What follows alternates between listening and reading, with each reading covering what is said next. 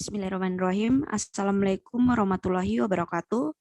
Pada video kali ini, kami kelompok 10 ingin mempresentasikan tugas akhir kami, yang dimana peran audit internal dalam penerapan Good Corporate Governance, studi kasus pada PT Tirta Mas Lestari. Sebelumnya, kelompok 10 sendiri terdiri atas 3 orang, yang dimana saya sendiri Dila Haryanti, NIM 2018-062, Muhammad Taufikur Rahman, NIM 2018-066, dan Nopita Fitriani, NIM 2018-105. Kemudian, pada PPT ini terdapat sistematika penulisan yang dimana pada bab 1 terdapat pendahuluan, selanjutnya tinjauan pustaka, dan yang terakhir terdapat metode penelitian.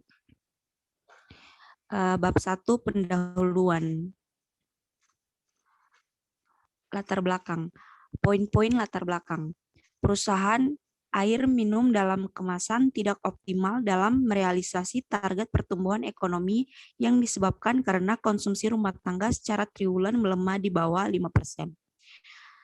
Isu mengenai Good Corporate Governance mulai mengemuka di Indonesia pada tahun 1997 ketika Indonesia mengalami krisis ekonomi berkepanjangan. Terdapat banyak pendapat yang menyatakan bahwa salah satu faktor yang menyebabkan terjadinya krisis ekonomi ialah lemahnya GCG yang diterapkan dalam perusahaan di Indonesia. GCG dapat dijadikan sebagai salah satu kunci keberhasilan perusahaan dalam tata kelola organisasi dan pemerintahan yang baik. Dan yang terakhir, audit internal dapat membantu organisasi mencapai sasaran dan tujuan. Audit internal berfungsi untuk mengevaluasi dan meningkatkan efektivitas proses pengelolaan risiko pengendalian dan tata kelola serta berperan dalam membantu manajemen dan direksi dalam menjalankan tugas. Selanjutnya terdapat rumusan masalah, tujuan, dan manfaat penelitian. Pada metode penelitian kali ini, rumusan masalah yang kami angkat berdasarkan latar belakang yang telah dikemukakan di atas, yaitu bagaimana peran audit internal dalam prinsip GCG yang ditetapkan di PT Tirta Mas Lestari. Kemudian tujuan. Tujuan dibuatnya penelitian ini guna menganalisis peran audit internal dalam prinsip GCG yang diterapkan pada PT Tirta Mas Lestari. Dan yang terakhir, manfaat penelitian. Adapun manfaat dari penelitian ini dibagi menjadi 2, yaitu manfaat teoritis dan manfaat praktis. Di mana manfaat teoritisnya itu penelitian ini diharapkan dapat menjelaskan mengenai peran audit internal dalam penerapan GCG dan dapat menjadi referensi peneliti selanjutnya. Dan yang kedua, manfaat praktis. Penelitian ini diharapkan bermanfaat bagi beberapa pihak, antara lain seperti direktur perusahaan dan manajer perusahaan itu sendiri, khususnya dalam kajian tentang peran audit internal dan GCG. Untuk selanjutnya akan dijelaskan oleh rekan saya. Selanjutnya ada bab 2, yaitu tinjauan pustaka. Yang pertama ada penelitian terdahulu. Penelitian tentang peran audit internal terhadap GCG pernah diteliti oleh peneliti terdahulu. Beberapa penelitian terdahulu sebagai referensi penelitian ini adalah sebagai berikut. Yang pertama dari Anita tahun 2018 menganalisis peran internal audit dalam mewujudkan pelaksanaan Good Corporate Governance. Metode penelitian yang digunakan adalah metode deskriptif dengan teknik pengumpulan data seperti wawancara, observasi, dan dokumentasi. Hasil dari penelitian ini adalah Bank Tabungan Negara telah menerapkan GCG sesuai dengan aturan yang berlaku, yaitu dengan menerapkan prinsip-prinsip GCG. Selanjutnya, audit internal berperan dalam mewujudkan implementasi GCG di Bank BTN.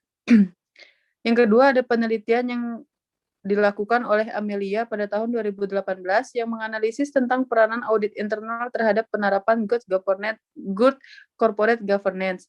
Jenis metode penelitian yang digunakan adalah penelitian kualitatif dengan pendekatan deskriptif yang bertujuan untuk memberikan gambaran yang jelas mengenai objek yang diteliti berdasarkan data primer yang diperoleh melalui wawancara, serta mengajukan pertanyaan tertutup kepada para pejabat yang terkait. Hasil penelitian yang dilakukan menunjukkan bahwa peran audit internal dalam penerapan Good Corporate Governance pada PT Taspen Persero KCU Medan berjalan dengan optimal dan setiap tahun dilakukan asesmen serta evaluasi, baik oleh asesor independen maupun asesor internal.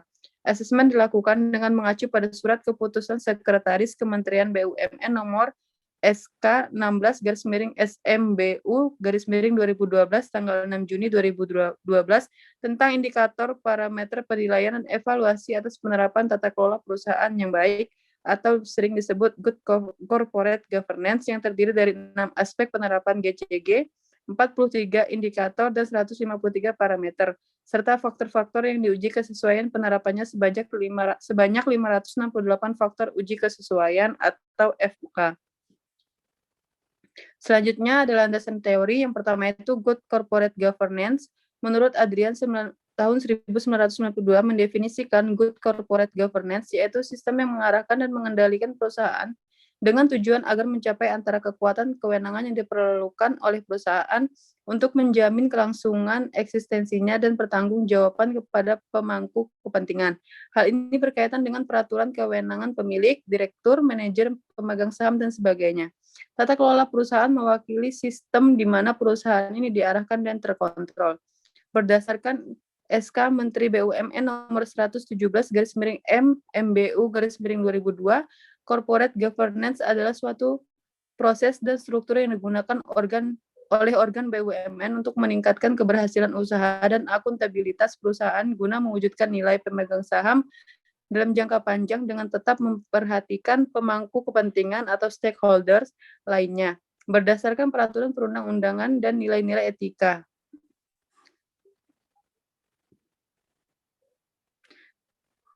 Selanjutnya, audit internal. Secara terminologis, istilah audit berasal dari bahasa Latin audire yang berarti mendengar. Pada zaman dahulu, apabila seseorang memiliki organisasi usaha merasa ada sesuatu kesalahan atau penyalahgunaan, maka ia mendengar kesaksian orang tertentu. Pada zaman itu, apabila pemilik suatu badan usaha mencurigai adanya kecurangan, mereka akan menunjuk orang tertentu untuk memeriksa rekening atau akun perusahaan. Auditor yang ditunjuk tersebut kemudian didengar pernyataan pendapatnya mengenai kebenaran catatan akun perusahaan oleh pihak-pihak berkepentingan. Menurut Gondo Dioto tahun 2007, audit adalah proses pengumpulan dan penilaian bukti-bukti yang dilakukan oleh pihak yang independen dan kompeten untuk menentukan apakah informasi yang disajikan sesuai dengan kriteria yang ditetapkan. Menurut seorang ahli sejarah akuntansi, dikatakan bahwa asal-usul audit dimulai lebih awal dibandingkan dengan asal-usul akuntansi.